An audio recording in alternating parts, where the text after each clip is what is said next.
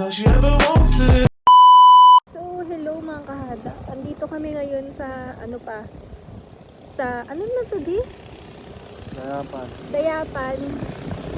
Pupunta kami ng Calirwega Church kasi nung nakaraan kay Laway ba yun? Yung isang church yung napuntahan namin, and dahil anniversary namin ngayon, try namin puntahan na yung Calirwega.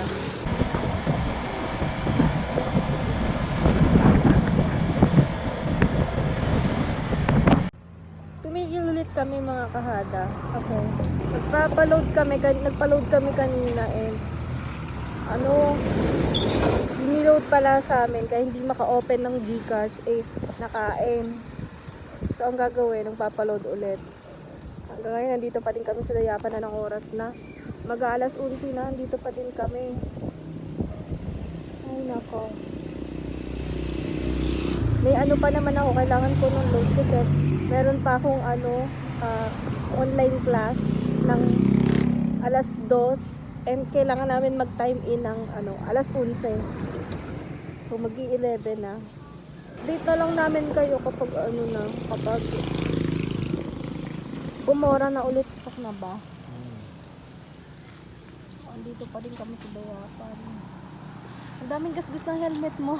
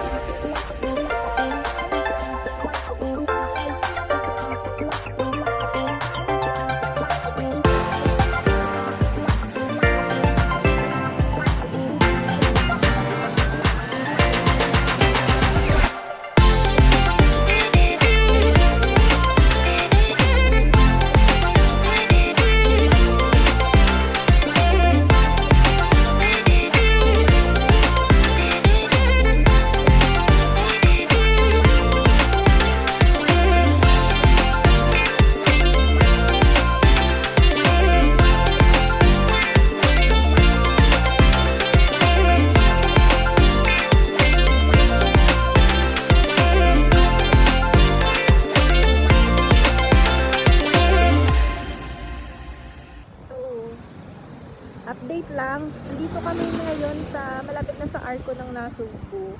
Nag-stop muna kami kasi tinawagan namin yung GNT. Kasi may deliver pala ako ngayon ng parcel. Walang tao sa bahay. So, isi-send na lang namin ng GCash yung payment. Tapos papaiwanan na lang namin yung parcel doon sa terrace. Update na lang ulit namin kayo sa pag nandun na kami sa pupuntahan namin. Bye!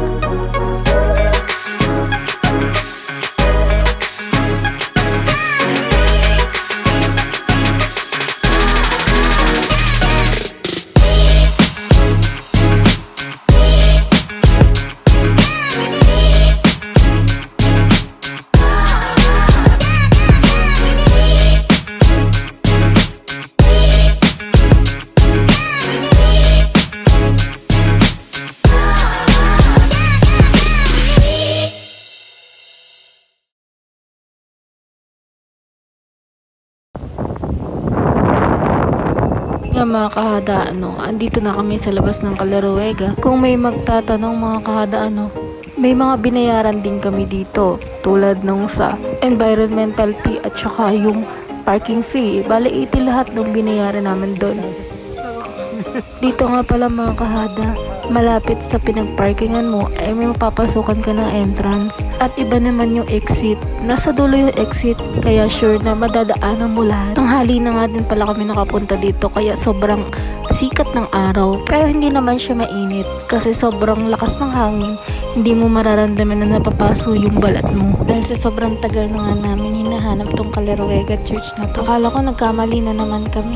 Kasi nung unang pinuntahan namin, kay Laway Church pala yun. Worth it talagang pumunta dito kasi mabubusog yung mga mata mo sa kaganda ng tanawin. Umakyat na nga din pala kami dito para makita kung ano ba yung nasa loob. Dito mga kahada, pwede ka rin magtirik ng kandila at mag-wish sa mga mahal mo sa buhay. Nung sinilip ko itong mga kahada, maliit lang siya. Pero pwede ka din naman magdasal dito.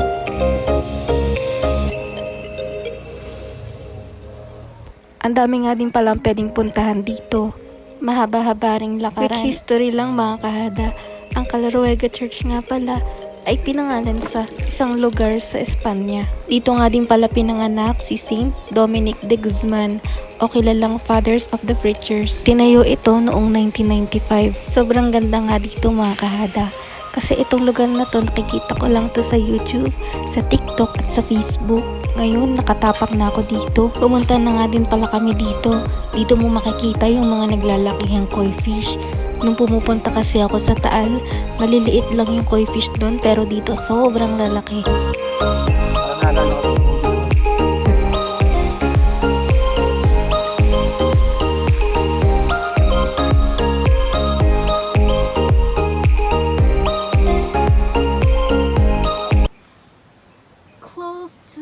Nature, close to God. Close to nature, closer to God, I mean. Sorry.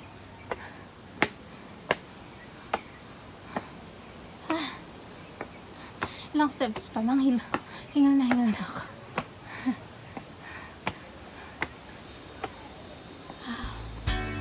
Kung makikita nyo mga kahada dito sa video na to, ay may barrier dito sa gitna.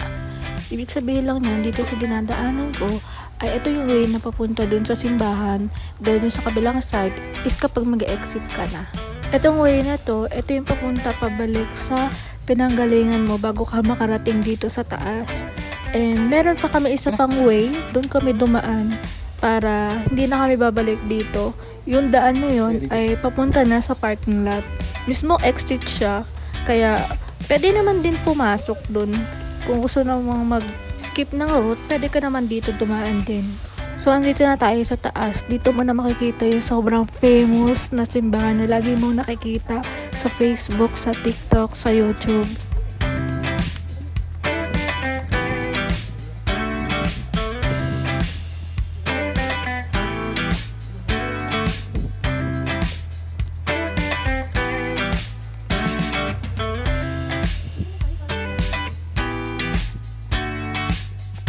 Gagawan ko muna to ng quick montage mga kahada. Simula sa umpisa hanggang dito. Bye!